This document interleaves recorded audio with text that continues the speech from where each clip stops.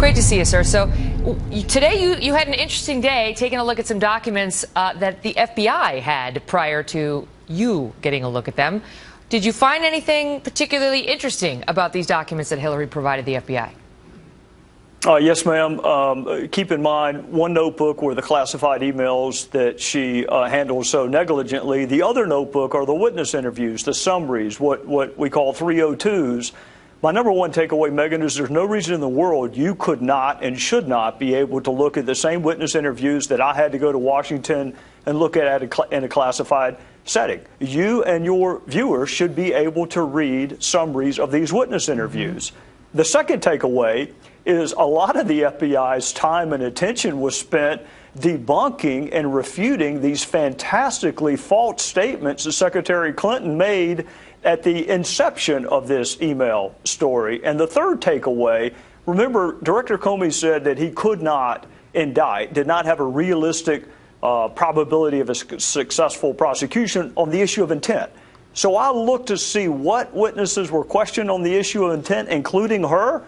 And I didn't see that many questions. Let's go back to number two. Issue. Let's go back to the second point, which is how much time they had to spend debunking what you say were lies or falsehoods that she told. What do you mean by that? Oh, even something as seemingly innocuous as us referring to Sidney Blumenthal as her advisor. Remember, she got really upset when we used that term. You'll never guess which term the FBI used when they described Sidney Blumenthal and his relationship to her. He was interviewed. I think you would find very interesting what Colin Powell had to say and juxtapose that with what Clinton supporters have said over the last 48 hours. You go back, the multiple devices, how many phones she had, the very reason she set it up. All of that proved to be fantastically And I want false. to ask you this. So she also, of course, claimed that she never sent or received classified information. We now know that that's not true. I know you thought it might be interesting if the American people could see who sent some of the emails that she received with the classified information. What do you mean by that? Why would that be so interesting? Well, right now, even Congress can't see the identities of them. They are so classified that even a congressman in a skiff with no telephone, no iPad, no notes, cannot even see who the author or the originator of that email string was. That is how classified that information was that she was handling on a non-secure server. So Sidney Blumenthal is one author. Of course, you know Cheryl Mills and Numa Abedin and Jake Sullivan, but there are even some originators that even members of Congress cannot see the identity of them because of the nature of the information. But meanwhile, she was saying, I had no idea. No, what classified? No. Secretary Clinton said there was nothing marked classified on her emails, either sent or received. Was that true? That's not true. There were a small number of portion markings on, I think, 3 of the documents. Secretary Clinton said, I did not email any classified material to anyone on my email. There is no classified material. Was that true? There was classified material emailed. That was Congressman Trey Gowdy, and that was back in July, that exchange, looking for clarification on what was found on Hillary Clinton's private email server and the emails that traversed it. Clinton is trying to move on from this issue, and it looks like she could do that. But over the past week or so, it has become increasingly clear that she cannot. She also tried to downplay this AP report that came out that claimed that half of her non-government meetings when she was Secretary of State were with people who had made donations, and sizable donations at that, to the Clinton Foundation. I know there's a lot of smoke and there's no fire. This AP report, put it in context. It excludes nearly 2,000 meetings I had with world leaders, plus countless other meetings with U.S. government officials when I was Secretary of State. It looked at a small portion of my time. House Oversight Committee member Trey Gowdy joins us now. Good morning, sir. Good to have you back on the program. She says it's smoke, but there is no fire here. Your thoughts? No, it's arson. It's pyromania. It's not smoke. Even listening to her talk about the Clinton Foundation, I couldn't help but go back and remember the press conference she gave on her emails, Martha, where every single thing she said proved to be false. That's the interesting thing about credibility and believability. You can't just keep it in one compartment. When you are a habitual serial liar in this facet of life, it tends to make people not believe you in other facets of life. So when she's talking about the Clinton Foundation, I go back and remember her saying there's no classified information. I only use one device. I did it for convenience, all of which were proven to be false. Yeah. Well, one of the big questions here, she said she separated out the personal emails. But one thing we don't have a definitive answer to is whether or not she considered foundation business to be personal. So did she dump all of the foundation-related emails with the yoga and the wedding plans? Well, Martha, you just put your finger on the, not the $1 million question, the $100 million question.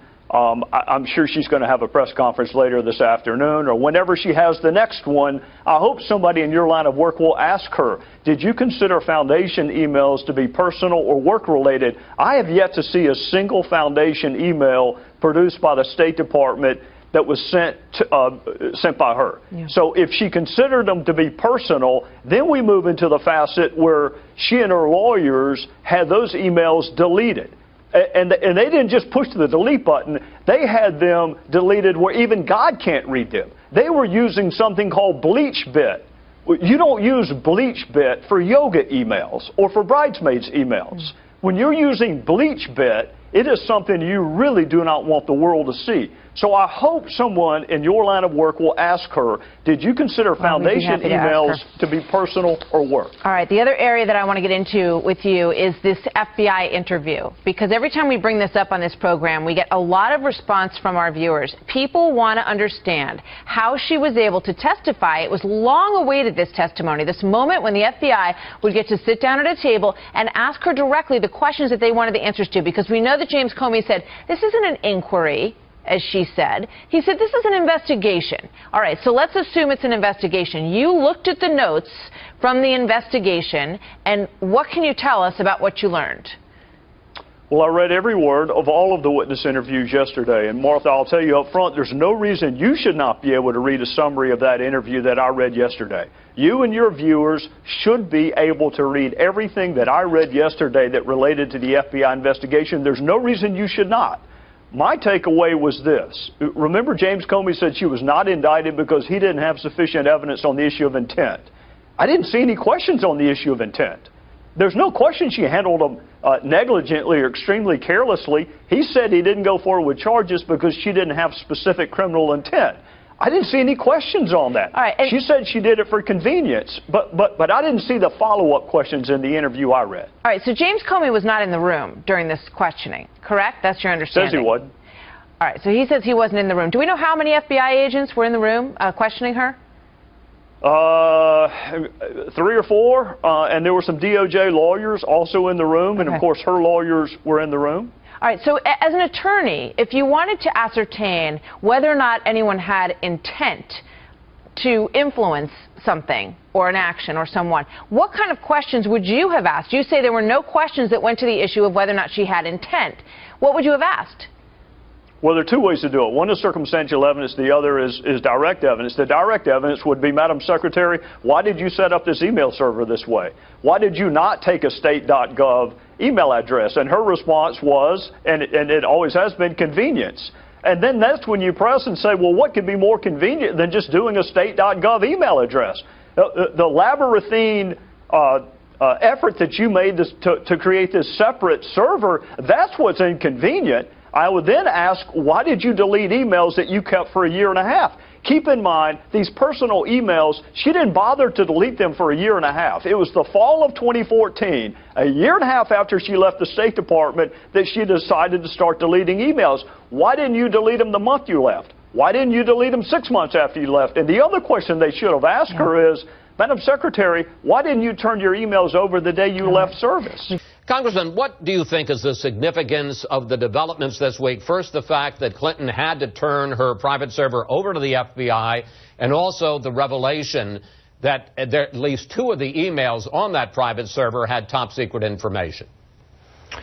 Well, Chris, I think it validates what we initially asked her to do in March, which is to turn her server over to a neutral, detached, independent arbiter. We suggested the Inspector General or a retired federal judge once it was determined that classified, in fact, more than classified, compartmented information was on that server. The FBI then had jurisdiction. So I wish she had done this in March. We would be further down the road, but she swore she would never turn the server over again, and I guess she didn't. It was taken. It wasn't turned over. It was taken.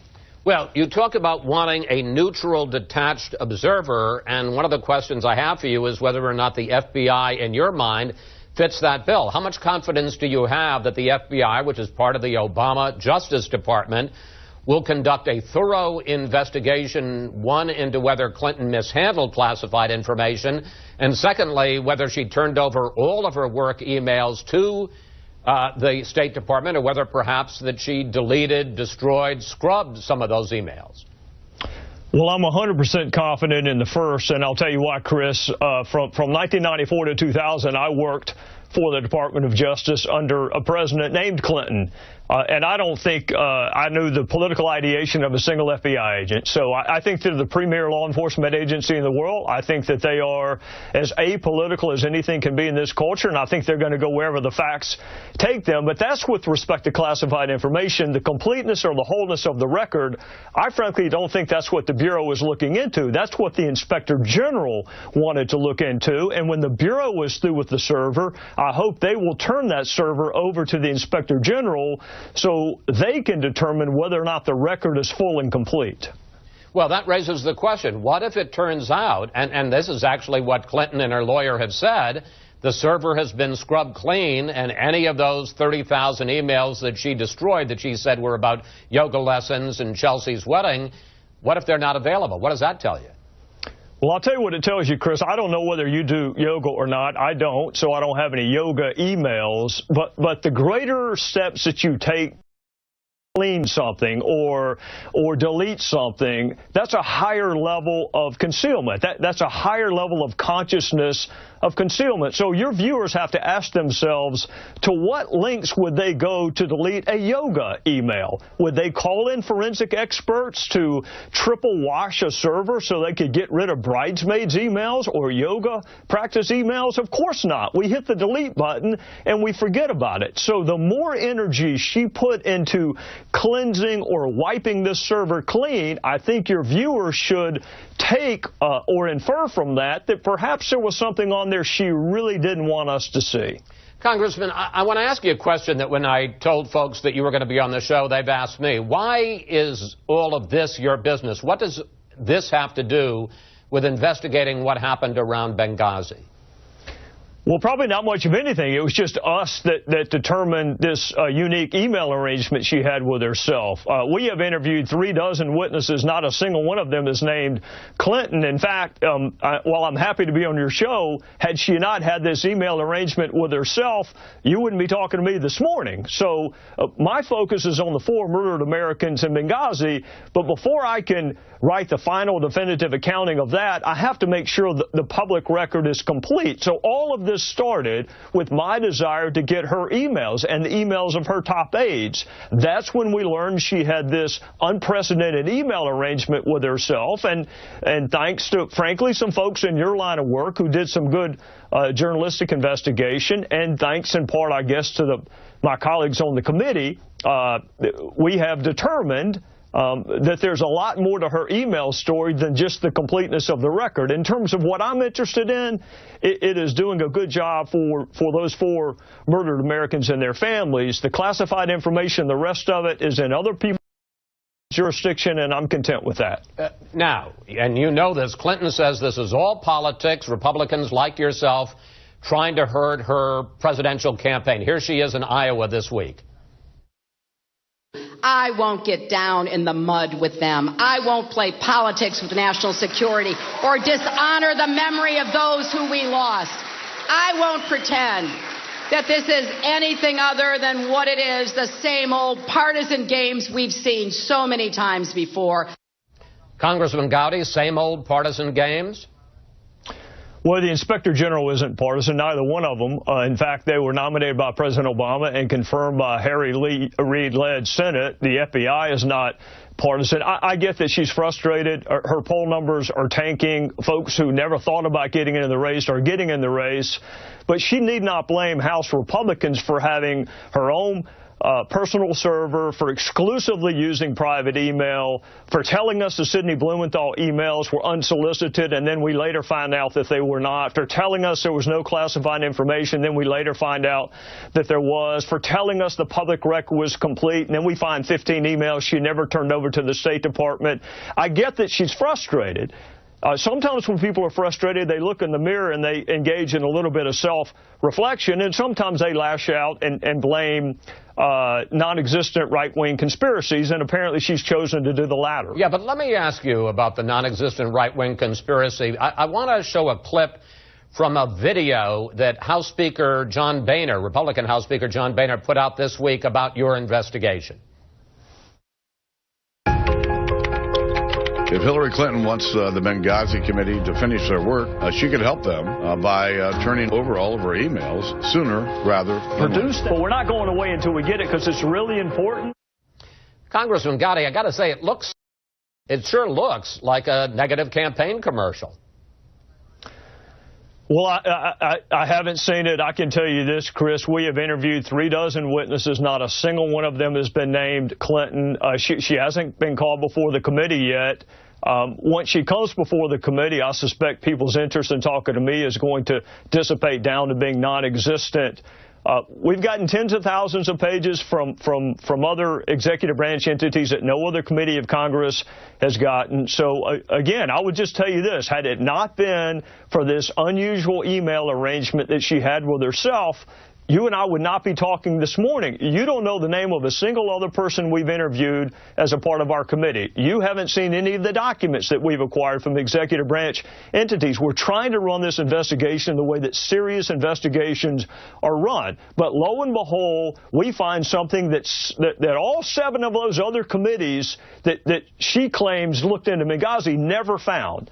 So we're going to follow the facts wherever they go, and if that impacts people's perception of her fitness to be commander-in-chief, so be it. I can just tell you this.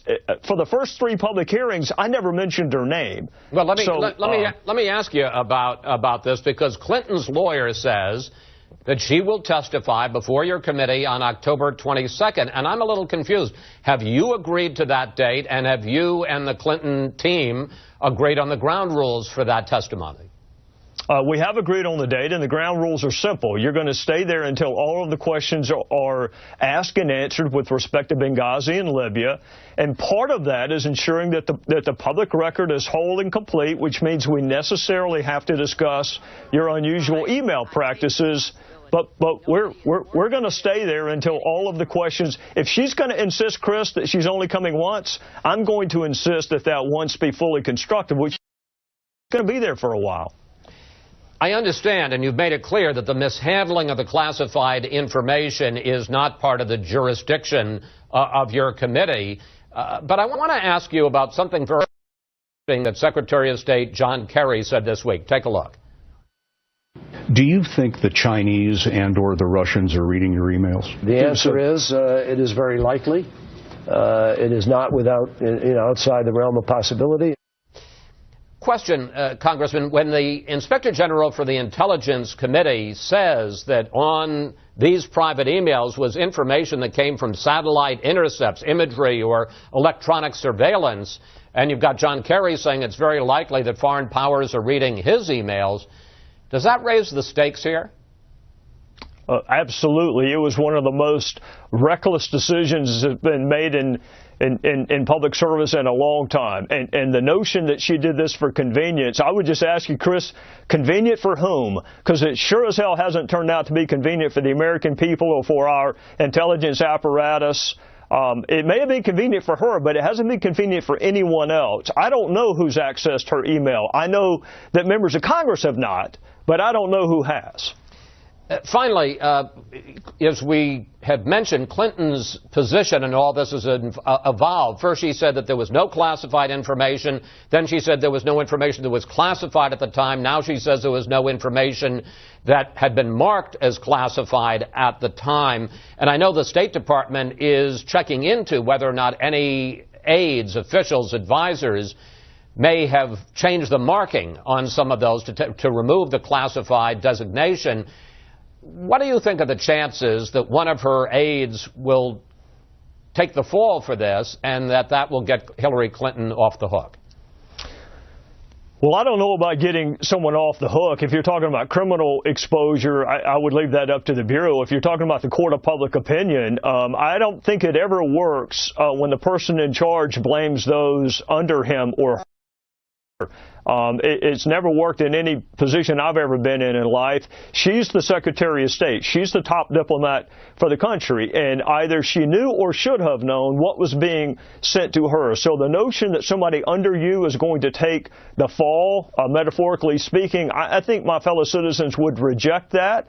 She wanted to be the Secretary of State. In fact, now she's auditioning for a job even more important than that. With that comes responsibility. And I think my fellow citizens, if that proves to be correct, that classified information was mishandled, I think they will apportion the culpability appropriately. Professor Gruber, what did you mean when you said they proposed it and that passed because the American people are too stupid to understand the difference? When I said that, I was at a conference being glib and, quite frankly, trying to make myself seem smart by insulting others. Are you offering the venue as a defense for saying it or for meaning it? I'm offering it as a defense for using inappropriate and hurtful and inexcusable language to express. Well, what did you mean by too stupid to understand the difference? Congressman, I didn't mean anything by it. Well, you said it. You had to admit it. I was once again being glib and trying to make myself seem smarter by reflecting. Well, what did you mean when you said it was a very basic exploitation of the lack of economic understanding of the American voter? What did you mean by that? Once again, it's another example of my inexcusable arrogance in trying to insult others to make myself seem smarter. Well, what did you mean when you said the American people don't care about the uninsured? Once again, that was an overstatement of trying to conjecture on political topics in which I'm not an expert. Well, you know what, Professor Gruber, I have listened to you all morning talk about your lack of political acumen and that you're not a politician, so therefore you don't know not to call people stupid. Most of the people watching this morning aren't politicians, and they don't call people stupid. And I can't help but note, Professor Gruber, and another one of your quotes, which I'll read to you, that was politically infeasible. You remember saying that? Yes. So you do like to factor in the politics from time to time, don't you? And also happen to know, Professor Gruber, that usually you insult the American voter, not the American public. So you do factor in politics, don't you? I have tried a number of occasions, pretended that I know more about politics. Do you think not being a politician is a defense? And is that your defense this morning? I mean, I know initially you said that you offered these comments at a conference. I think you meant conferences, plural, but you said conference when you went on a very obscure television show and initially apologized for what you said were inappropriate comments. And now today your defense is that you're not a politician. Is that the best you can come up with? The best I come up with is to really just apologize for an inexcusable. Well, but I want to know, I mean, the pervasiveness of your quotes is so much that it has to be more than that. It has to be more than just an episodic mistake that you made. Well, here, let me keep going. See if this helps you any. What did you mean when you said you wish that you had been able to be transparent, but you'd rather have the law than not? Once again, it was my trying to conjecture about a political process in which I'm not an expert. Well, what did you mean when you said it was written in a tortured way to make sure the CBO didn't score the mandate as a tax? Once again, it was using inappropriate language to try to sound impressive about something to my colleagues. You see a trend developing here, Professor Gruber? I don't understand the question. It's a lot of stupid quotes you've made. That's the trend. A lot of you see them? Really inexcusable quotes. Yeah. Right. And again, your defense is that you're not a politician. The lack of transparency is a huge political advantage. Well, what does a non-politician do in talking about political advantages? A non-politician is talking about political advantages to try to make himself seem smarter by conjecturing about something he doesn't really know. So you're a professor at MIT and you're worried about not looking smart enough? Yes. Okay. Well, you succeeded, if that was your goal. Now, I want to ask you, are you sorry? When did you realize that these comments were inappropriate? Because it took you about a year to apologize, so I'm trying to figure out if you realized sooner that they were inappropriate, or was it just the morning before you went on MSNBC that you realized that it was inappropriate? When did you realize that these comments are indefensible and inappropriate? I honestly didn't remember making them. You didn't remember calling your fellow citizens stupid, and you didn't remember saying that you're the only person who cares about the uninsured, that the rest of your fellow citizens don't give a damn about the uninsured? You don't remember saying that? I don't, because they were really glib and thoughtless comments that I made. Well, Professor Gruber, let me just tell you what it looks like from this vantage point, is that you thought that they were really pithy and really funny until the video showed up. And then even then, it took you a little while to apologize. And what I'm struggling with is whether your apology is because you said it or because you meant it. Which are you apologizing for? Because you said it or because you meant it? I didn't mean it. I'm apologizing. All of these quotes that I just read to you, you didn't mean a single one of them. Not a one. What I've said, Congressman, is that I was using glib, thoughtless, and really inexcusable language. You used them a lot. You used them a lot, Professor Gruber, which tends to undercut the notion that you were sorry for an episodic misstatement. I just read to you about 10. You see why people might possibly think the apology is a little disingenuous? Maybe. I'll yield back, Mr. Chairman. If the gentleman yield me just 10 seconds. Following up on Mr. Gowdy, when you made these repeated comments, these glib, inappropriate comments in an intellectual community with lots of other like-minded people, did anybody come up to you and tell you that what you were saying was inappropriate? Not that I can recall, no. I guess what you said was popular in that community. We now go to the... And I want to say this, too. I want to thank my friend Ced Richmond and Hakeem Jeffries and others who are working on this issue because they want a justice system that is colorblind. After all, it's represented by a woman wearing a blindfold, so let's go ahead and make it colorblind. And both of those guys have worked really, really hard and will continue to do so, because let me tell you what my goal is. My goal is for witnesses to feel comfortable cooperating. But here's my other goal, and I'm out of time, but I'm going to share it with you. I want us to get to the point where we lament the death, the murder of a black female like Nell Lindsay, just as much if it's at the hand of an abusive husband, which it was, as we would if it had been at the hand of a white cop. I'd like to get to the point where we're equally outraged at the loss of life, and I hope we can get there. With that, I would yield back. Well, let's analyze that for a second. Congress decided in its collective wisdom that if you possess X amount of a controlled substance, you are going to get X amount of time in prison. You may like mandatory minimums, you may not like them. This administration summarily dispensed with that law. So my question to you, again, is can the chief executive fail to enforce categories of law that are both permissive and mandatory? Well, it is well established that the executive branch has prosecutorial discretion to decline enforcement. And what are the limits of that prosecutorial discretion? You know, very frankly, I'm not an expert on that. Well, let me ask you this. Can the president, let's assume that a statute required you to show 2 pieces of identification to purchase a firearm. Can the chief executive knock that down to 1? I guess I'd have to know a little bit more, but I would... It's a very simple fact pattern. You have to show two forms of ID to possess or purchase a firearm. Can the chief executive, under his pardon authority or his prosecutorial discretion authority, knock that down to just one form of identification? Well, I'm not aware of limits on the president's pardon authority. So you would say he could? Under the pardon authority, the president can pardon just about anyone. Not that he should. No. Even before the act is committed? That's the reason for... Can he do it before the act is committed? That's my question. I'm sorry? Can he do it before the act is committed? Again, that's above my pay grade. I don't really know that. If the president can fail to enforce immigration laws, can the president likewise fail to enforce election laws? Whether the president can pardon someone before a prosecution is initiated or before an act... Well, I think I know the answer to that question. My question was before the act was committed. He certainly can before the prosecution.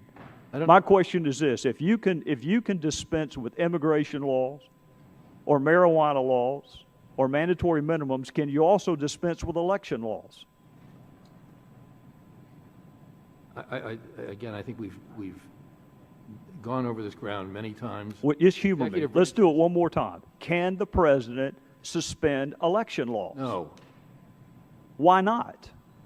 If he can suspend mandatory minimum and immigration laws, why not election laws? Because we live in a government of laws, and the president is bound to obey them and apply them. Well, he's not applying the ACA, and he's not applying immigration laws, and he's not applying marijuana laws, and he's not applying mandatory minimums. What's the difference with election laws? We have a disagreement as to whether, in fact, he is applying those laws. Did My he? view is that he is applying those laws. Did Eric Holder instruct his prosecutors to no longer follow the mandatory minimums with respect to charging decisions? Now, this is an area where I really don't know nearly as much as you do, Congressman. I'd find that shocking that anybody would not know more than I do on any topic. Who would you like? You want me to ask Professor Turley? That my impression is that he's not exactly doing what you've just said. Well, tell me how I'm wrong, because Eric Holder sent out a memo that we are no longer going to put in the indictment the drug amounts. Do you agree with me that Congress can pass mandatory minimums? Constitutionally, yes. Do you agree that Congress can pass statutory maximums? Pardon me? Can Congress also pass statutory maximums? In other words, you can't get more than 30 years for a crime. Of course. Can a president exceed a statutory maximum? Can he extinguish, did you say? No, can he exceed it? Can he exceed it? Well, how would he do that? I mean, keep someone in prison beyond his prison term. Well, if you can put them in prison for less time than Congress says is the law, can you also do it for more time than Congress says is the law? It's really, it's not, this is kind of fruitless because it's an area that I really don't know. Professor Turley, what are the limits of prosecutorial discretion? And if the president can suspend immigration laws, marijuana laws, why not election laws? The president was given different duties and powers. The president was given the duty to take care that the laws be faithfully executed. So my question, Mr. Speaker, is what does that mean to you, that the laws be faithfully executed? We know the president can veto a bill for any reason or no reason. We know the president can refuse to defend the constitutionality of a statute, even one that he signs into law. We know the president can issue pardons for violations of the very laws that we pass. And we know that the president has prosecutorial discretion as evidenced and used through his U.S. attorneys. Mr. Speaker, that is a lot of power. What are we to do when that amount of power is not enough? What are we to do when this president or any president decides to selectively enforce a portion of a law and ignore other portions of that law? What do we do, Mr. Speaker, regardless of motivation, when a president nullifies our vote by failing to faithfully execute the law? How do we explain waivers and exemptions and delays in a bill passed by Congress and affirmed by the United States Supreme Court? How do we explain away a refusal to enforce mandatory minimums that were passed by Congress and affirmed by the Supreme Court? And why pursue, Mr. Speaker, immigration reform if presidents can turn off the very provisions that we passed? You know, in the oath that brand new citizens take, it contains 6 different references to the law.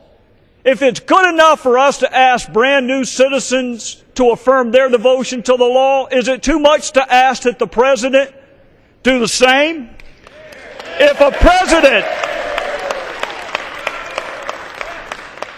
a president can change some laws, can he change all laws? Can he change election laws? Can he change discrimination laws? Are there any laws under your theory that he actually has to enforce? What is our recourse, Mr. Speaker? What is our remedy? Some would argue the framers gave us the power of the purse and the power of impeachment, but Mr. Speaker, those are punishments, those are not remedies.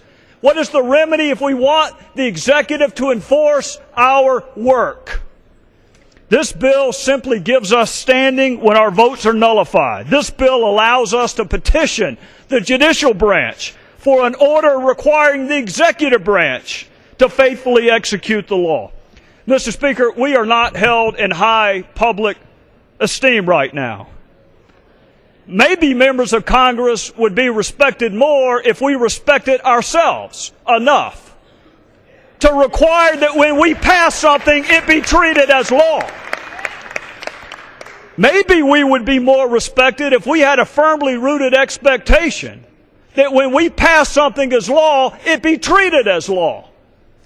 Maybe we would be more respected if we put down party labels and a desire to keep or retain or acquire gavels and picked up the history, the tradition, and the honor of this, the people's house. Mr. Speaker, the House of Representatives does not exist to pass suggestions. We do not exist to pass ideas. We make law. And while you are free to stand and clap when any president comes into this hallowed chamber and promises to do it with or without you, I will never stand and clap when any president, no matter whether he's your party or mine, promises to make us a constitutional anomaly and an afterthought. We make law.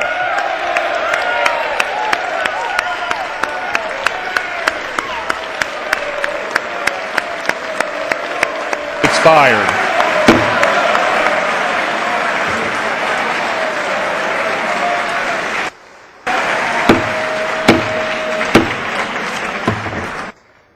The process, and I'll Are you share opposed to us considering comprehensive in the order that you're reform? doing it? Yes. Okay. That the Because you border needs prefer to be that there secured needs to be first, border- and then you can address that issue after. All right. Then that's a Republican position, Republican Party position, and you're a Republican, and I understand that.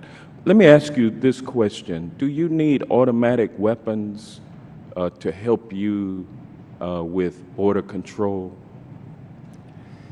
We have in Arizona, through the chair, If you could say yes or no, and then you could explain. semi-automatic weapons. Do you need automatic weapons? We don't have to have automatic weapons, no. Do you need mine-resistant, ambush-protected vehicles to help you patrol the border?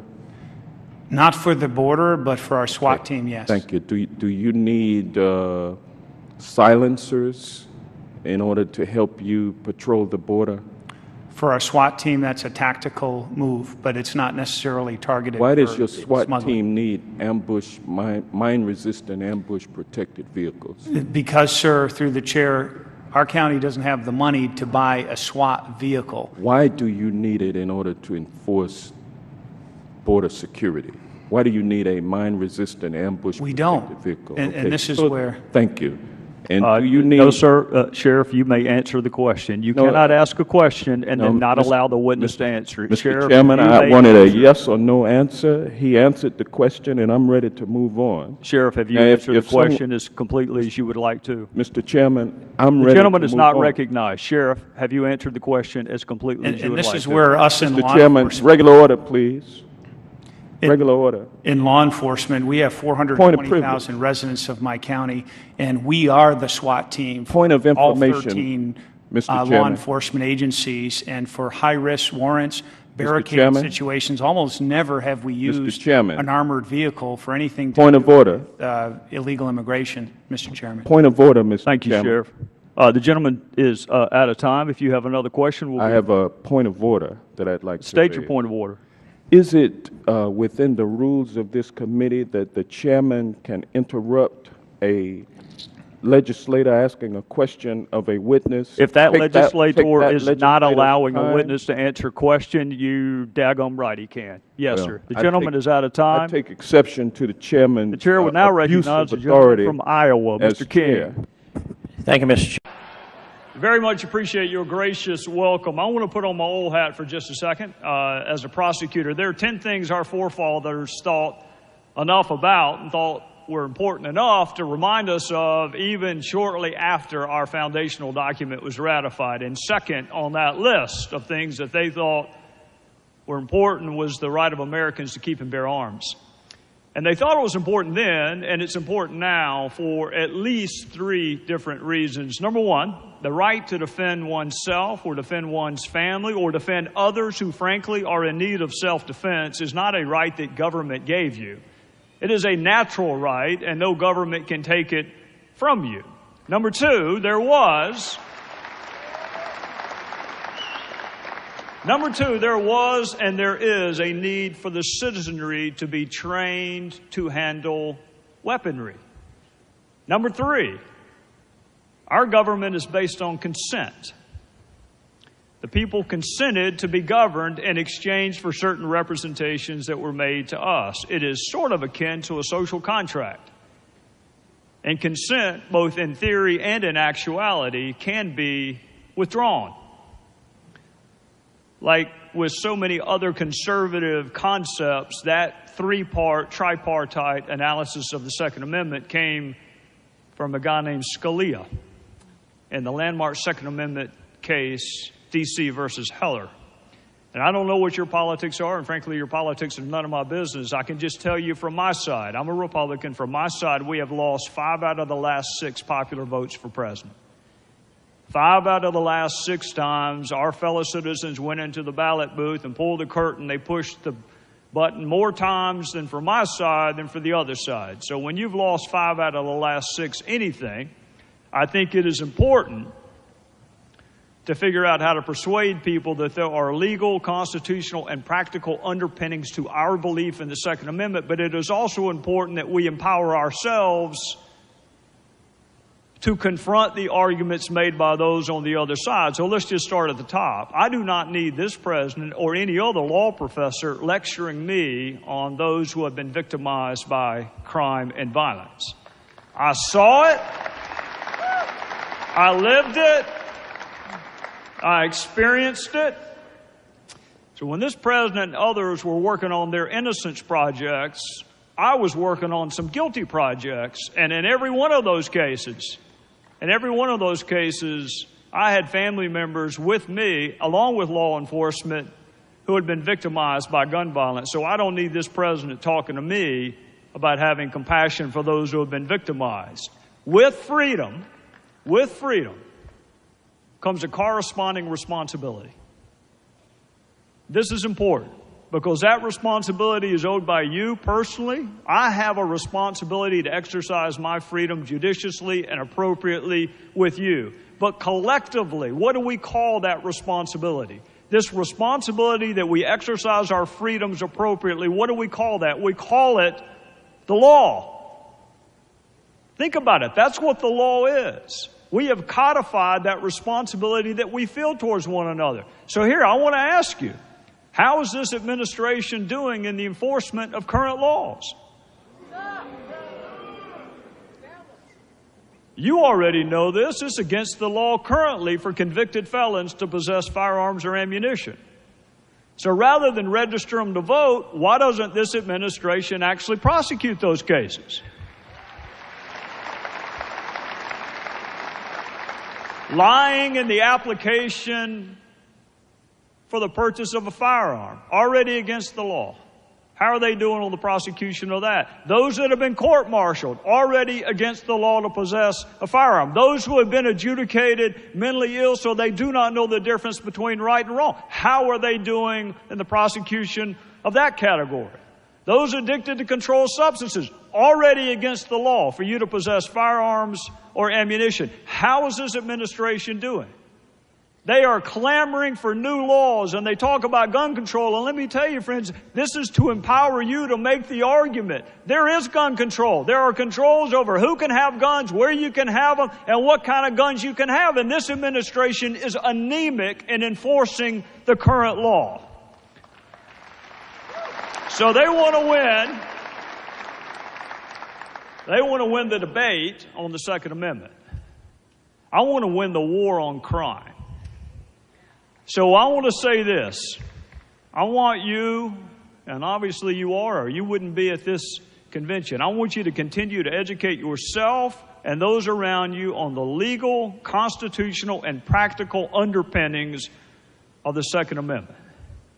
But I want us to collectively just agree that we will be damned if we are going to take lectures on compassion and the human toll of crime from an administration that advocates for sanctuary cities to protect convicted felons from deportation, and then those felons wind up killing daughters who are walking with their fathers on piers in San Francisco. You want more gun laws? Mr. President, I want you to enforce the ones that you already have, because I'm not interested in a sanctuary for Mr. Lopez. I'm interested in a sanctuary for the Kate Steinleys of the world. Thank you, and God bless you. God bless America.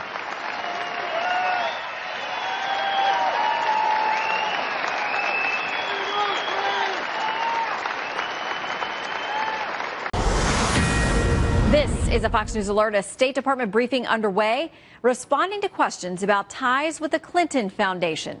This as we learn of another crack in the dam for Hillary Clinton. Let's listen. Evidence of the way the process works, and in that, any Secretary of State has aides who are getting emails or contacts by a broad range of individuals and organizations. So as far as you're concerned, what these emails, like the ones that just were released today, don't show anything new. This is old news. You guys have already looked into this and decided that there wasn't any problem? I mean, of course, we're always assessing new emails as they come in, so I don't want to make it look like we just disregarded this. I think that, I'm sorry, go ahead, Matt. Well, go ahead and finish. No, I just said we'll always assess new emails as they come in, but these aren't new emails. I understand that. But I mean, you guys, you're confident, or you know that the emails that were released today have been looked at by people whose job it is to look into these things and decide whether or not there was a violation or an appearance. Yes, that is my understanding. Yes. And nothing. Again, I stand by what I just said, which is that there was no. Yeah. How do you address the inference? Forgive me, James. The inference that is left in Judicial Watch's statements on this, that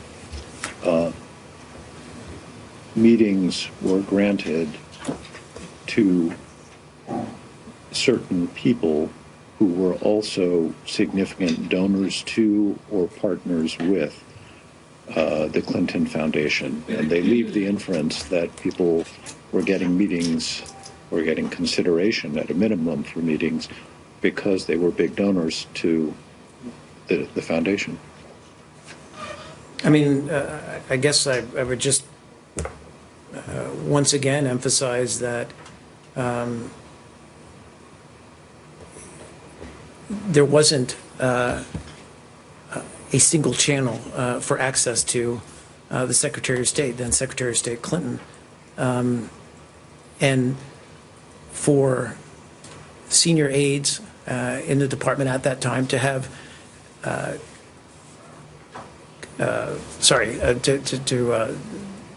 to have connections with the Clinton Foundation, which, by the way, was working on, for example, Haiti relief post-earthquake, pretty significant role in that, in fact, only speaks to the fact that, these were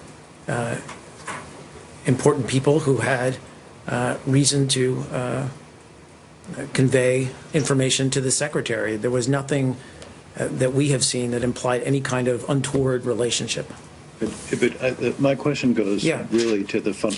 I mean, it's clear in the American domestic political tradition, it is completely explicit. You pay X thousands of dollars and you get to go to a reception with the president or a candidate for the presidency.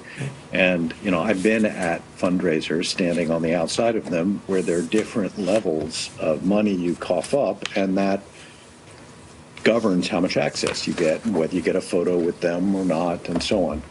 And so the question I want you to address is, Judicial Watch is leaving this inference there that you pay to the foundation and you get to see the Secretary of State. Can you say, no, that's just not true? That's not how it works?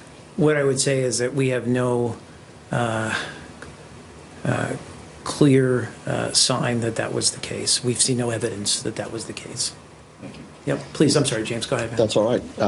In a related vein, and I should say to Arshad that in fairness to Judicial Watch, I think their public relations people would be very displeased if the record were allowed to stand, suggesting that they had simply left such things to inference. They make it rather explicit how they feel about it. I stand corrected. Fox News has obtained and shared with your office roughly 180 pages of call logs from the office of Cheryl Mills, covering a 2-year period when she was Chief of Staff to Secretary Clinton. As you have seen, the individual who left the greatest number of messages for Ms. Mills in that period of time by an exponential order was Laura Graham, then the Chief Operating Officer for the Clinton Foundation, close to 150 in the 2-year time frame. As you know, this evidence arises at a time when many questions have been raised about whether the Clinton State Department, and specifically Ms. Mills, maintained an appropriate distance from the Clinton Foundation.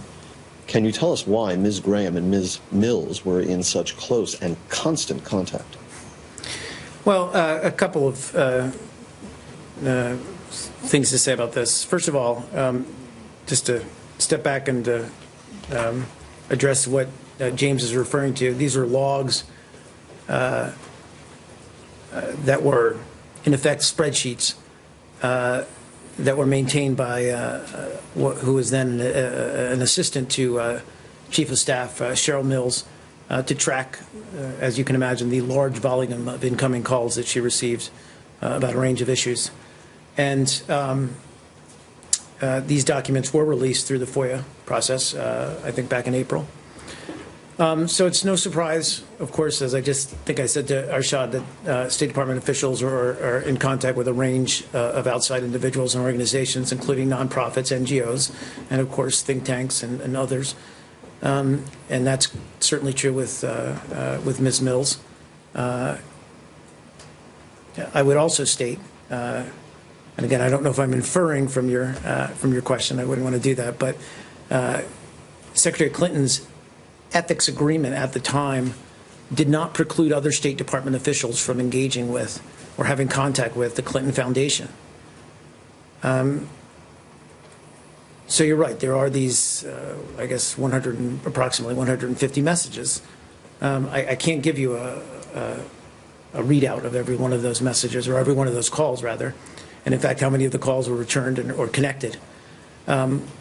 All I can say, and I would go back to, again, what I just said, explained to Arshad, is, I would note that the State Department at the time was, and certainly Cheryl Mills individually, was a coordinating hub for U.S. and international efforts to relief efforts in the wake of the 2011 Haiti earthquake. And as I said, Cheryl Mills personally led those efforts throughout her tenure here.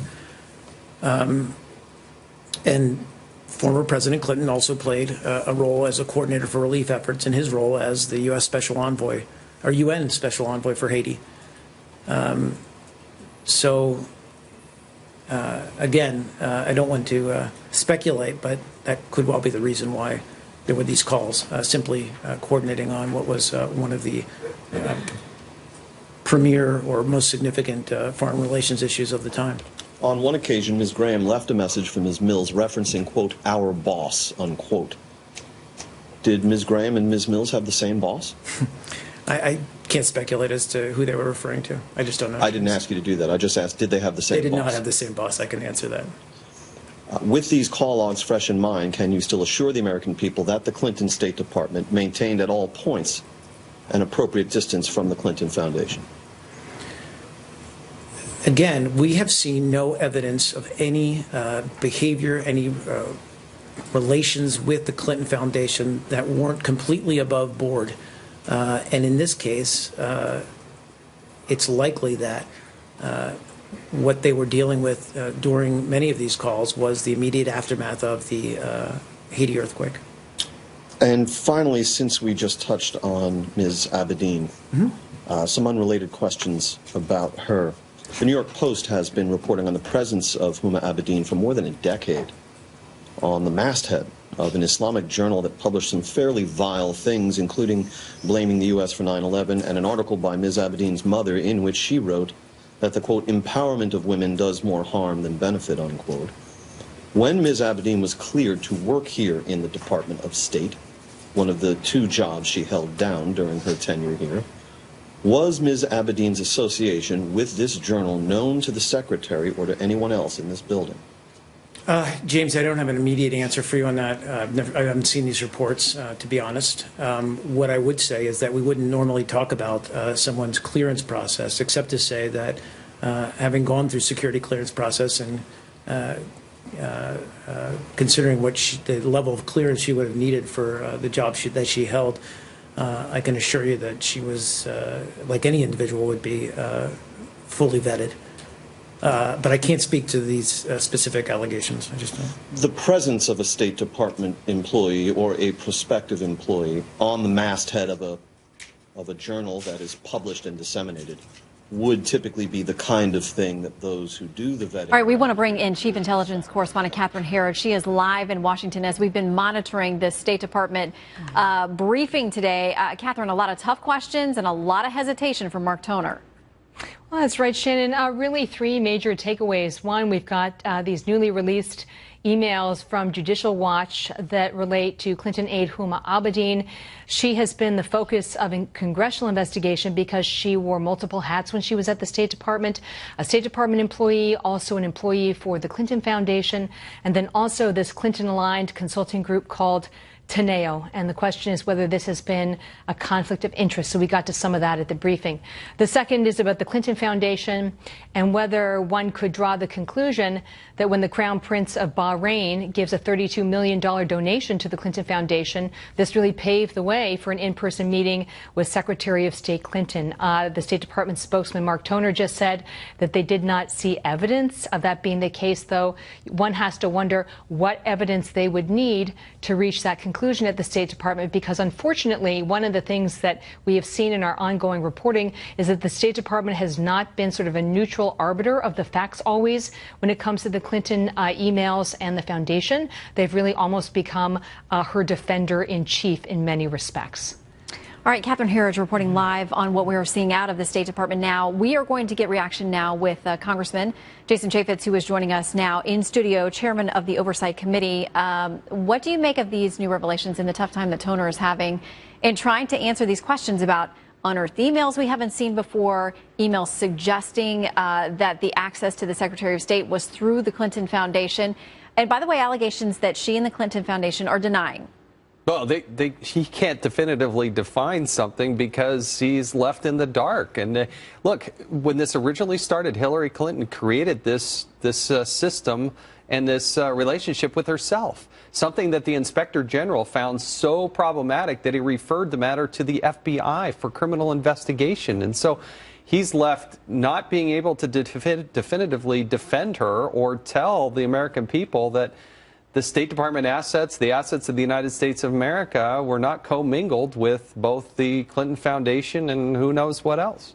Okay, now to the issue of the FBI. You have authored a letter with Congressman Goodlatte of the Judiciary Committee asking and pointing out FBI Director James Comey's statements against Mrs. Clinton's statements and saying there are factual discrepancies and asking whether a perjury investigation will be initiated. Do you address that to the U.S. Attorney in D.C.? Where's it going to go? Anywhere? Is it a waste of time, as supporters of Mrs. Clinton say? It's a witch hunt that wastes government time and resources. It was pretty stunning that the FBI director came before the members of the House and said that during their year-long investigation of the lies and what was going on with Hillary Clinton's emails, that they never looked at Hillary Clinton's testimony under oath. I mean, that was pretty stunning. It's public record. You raise your right hand, you swear to tell the truth, the whole truth, and nothing but the truth, but the FBI didn't look at that. So evidently they needed a permission slip from Congress, which we've now given them, and we expect them to follow up on that, because clearly what she said under oath and what she did are two totally different things. To me, that's lying and misleading to Congress. Is there any sort of timeline on that, or when do you expect that you'll get a reply about whether it's going to be Sooner rather than later. What the FBI gave us on Tuesday was in a secret format down in the SCIF, the Secure Communication Facility there in the House of Representatives, are the 302s, the background information, but chock full of redactions. Even I, as the chairman of the Oversight Committee, there's so much classified information there, something that's so sensitive that I can't even look at it. I don't even have the high enough security clearance. At the same time, Hillary Clinton's still telling that everybody that, there were no emails that I sent, no emails that I received that contained classified information. Well, her camp keeps saying if the Justice Department's going to release it at all, they want it to go to everybody, including me, average person with no national security clearance. Would it be helpful? Are you saying that what they're producing is so redacted that it wouldn't really make sense to the average person? It is terribly irresponsible for Hillary Clinton to suggest that everything should be released, because it puts people's lives in danger. She still doesn't get it. What we're asking the FBI in a letter today to do is create an unclassified version and then release that to the public. That, to me, it's available on the Freedom of Information Act. Let's go ahead and get that out there sooner rather than later. And if it's true that the Hillary Clinton campaign and she personally wants that information out there, then let's do it responsibly, not do it the way she wants to do it, which is just release everything. That puts people's lives in danger. Well, some people question whether they really do want the full release. We'll see. I want to talk through at least a couple of these emails that are surfacing today. The Judicial Watch is as a portion of their work. We have Doug Band, obviously a very close confidant of President Clinton, helped him form the Clinton Global Initiative connected to the Clinton Foundation, sending an email to Huma Abedin saying CP, meaning Crown Prince, we believe, of Bahrain, in tomorrow to Friday, asking to see her, good friend of ours. And then he asked to see HRC Thursday and Friday through normal channels. I asked, and she said she doesn't want to commit to anything.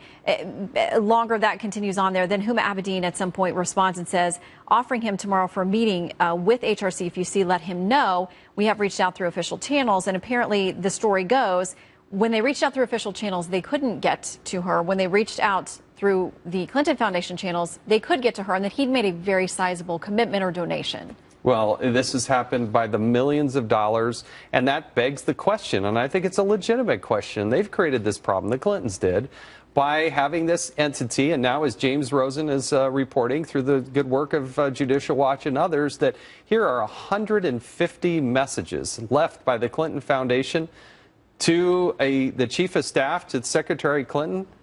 I mean, come on, it doesn't take but a third grader to add this up and say, wow, you give tens of millions of dollars through the foundation, then you get the access that you want. I think that's a legitimate question that even the State Department spokesperson, when given an opportunity, could not refute. He had a tough time with it. But again, through her campaign and the official channels, they're saying there's nothing there, that there is no connection. And she should have a press conference.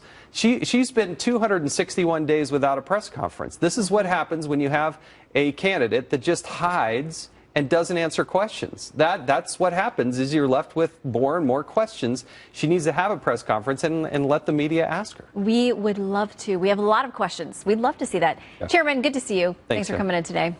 All right, as